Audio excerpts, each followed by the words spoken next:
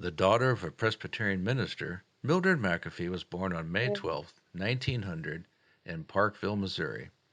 As a young girl, she was heavily influenced by her family's focus on both education and faith.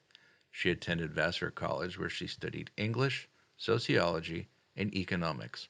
She also played both hockey and basketball and was involved in the student government and the school's Christian Association. During her time at Vassar, she earned the reputation as a student devoted to her studies and as an enthusiastic leader.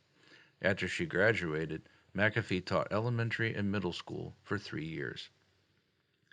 McAfee's passion for knowledge continued, and in 1928, she earned a master's degree in sociology from the University of Chicago. McAfee then worked at Centre College, serving as professor of sociology and dean of women until 1932. In 1936, she became one of the youngest college presidents in the United States when she was appointed president of Wellesley College, one of the Seven Sisters women's colleges in the Northeast. On July 30th, 1942, with heavy influence from Eleanor Roosevelt, the U.S. Congress established the Women Accepted for Volunteer Emergency Service, or WAVES. The WAVES were signed into law by President Franklin D. Roosevelt on July 30th, 1942. Mildred McAfee took a leave of absence from Wellesley College and was commissioned as a lieutenant commander on August 3rd, 1942, in the Naval Reserve. She became the first female commissioned officer in the Navy and was chosen to be the first director of the WAVES. As director of the newly formed WAVES, one of McAfee's goals was change. During her tenure as director, McAfee fought for the members of the WAVES to have the same benefits and pay rates as their male counterparts. We hope that many thousands more will join the Navy to volunteer their services as this second year goes by, encouraged by their parents, their husbands, their fiancés, their friends, to do their part to help the Navy help the nation to win the war and prepare for peace. McAfee's efforts were successful, and on November 9th, 1943, Public Law 183 went into effect, which entitled all members of the Women's Reserve to the same benefits as male service members.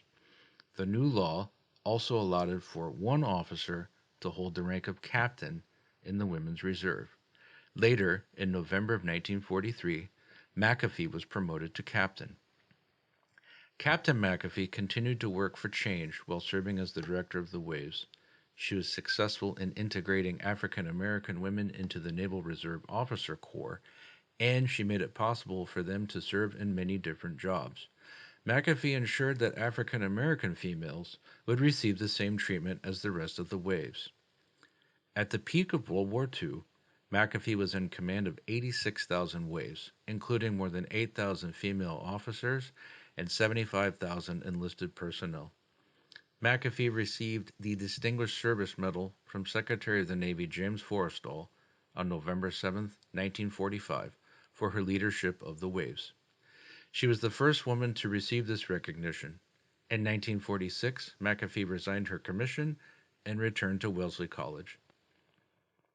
McAfee married Reverend Dr. Douglas Horton and continued to work in an administrative capacity at Wellesley College until her retirement in 1948. After retiring from the college, Mildred McAfee Horton devoted her life to working in religion. She worked with her husband in civic projects as well as at their church. She became a leader in social reform and education, with an emphasis on religion bridging the gap between different faiths. For her achievements in education and religion, she received 31 honorary degrees. Mildred McAfee Horton died on September 2, 1994, in Berlin, New Hampshire.